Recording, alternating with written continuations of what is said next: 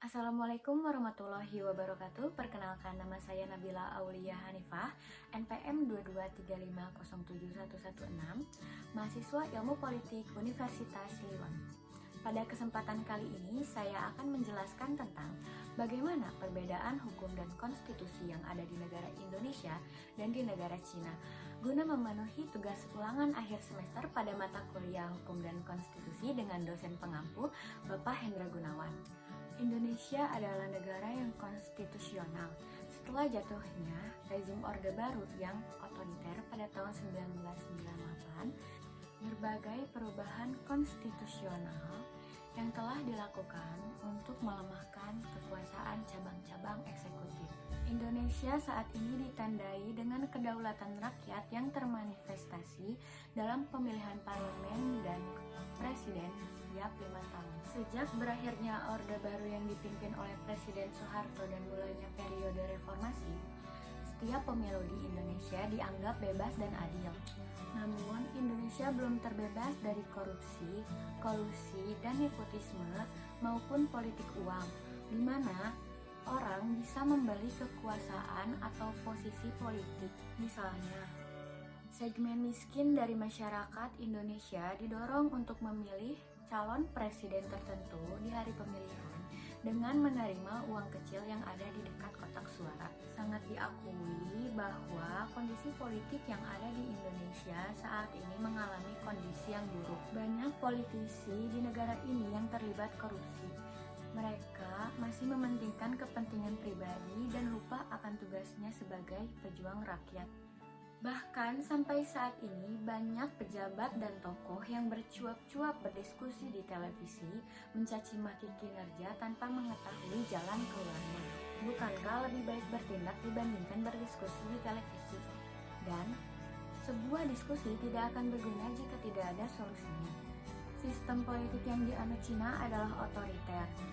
Tidak ada pemimpin nasional yang dipilih secara bebas. Oposisi politik ditekan. Semua aktivitas keagamaan dikendalikan oleh PKT, perbedaan pendapat tidak diizinkan, dan hak-hak sipil dibatasi. Kebijakan luar Cina sangat mempertahankan warisan tradisional ala komunis, di mana melanjutkan kepemimpinan sejak awal seperti Mao Zedong dan Xi Jinping. Artinya, Cina sangat ditentukan oleh pemimpin dan orang di sekitarnya.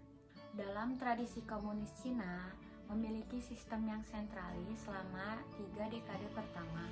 Era pertama tahun 1949 sampai 1956 adalah masa rekonstruksi dan reformasi.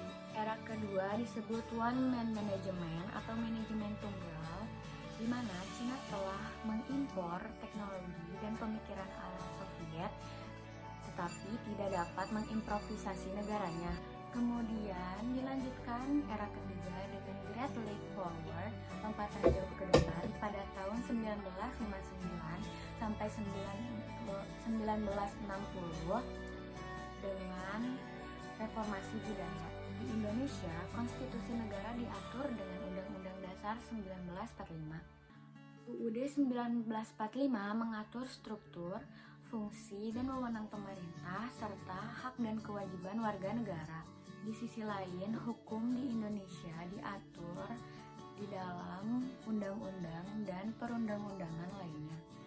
Namun, meskipun Indonesia memiliki hukum dan konstitusi yang jelas, implementasi di Indonesia masih banyak yang terkendala. Banyak kasus pelanggaran hukum yang tidak diungkap atau dihukum secara adil, terutama pada kasus korupsi dan pelanggaran hak asasi manusia. Hal ini menunjukkan bahwa meskipun Indonesia memiliki hukum dan konstitusi yang kuat, namun masih ada permasalahan dalam implementasinya. Sementara di Cina, konstitusi negara diatur dalam Konstitusi Republik Rakyat Cina. Konstitusi ini mengatur tentang struktur, fungsi dan wewenang pemerintah, serta hak dan kewajiban warga negaranya, mirip dengan UUD 1945. Namun di Cina, hukum diatur dalam berbagai undang-undang dan peraturan perundang-undangan, serta hukum yang tidak tertulis yang diatur oleh pemerintah. Meskipun Cina memiliki hukum dan konstitusi yang jelas, namun implementasi hukum di Cina tidak selalu adil. Pemerintah di Cina sering menggunakan hukum untuk menindak aktivis dan kritikus hak asasi manusia. Perbedaan lain antara Indonesia dan Cina dalam hal hukum dan konstitusi adalah cara negara tersebut mengatur sistem hukum dan keadilan. Di Indonesia, sistem hukum yang dianut adalah sistem hukum campuran, yang terdiri dari unsur-unsur hukum adat, hukum Islam, hukum sipil, dan hukum nasional.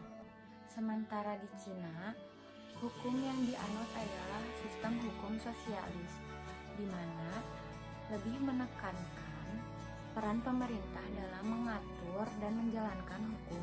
Sekian yang dapat saya sampaikan. Mohon maaf jika masih banyak kurangnya dan banyak salahnya.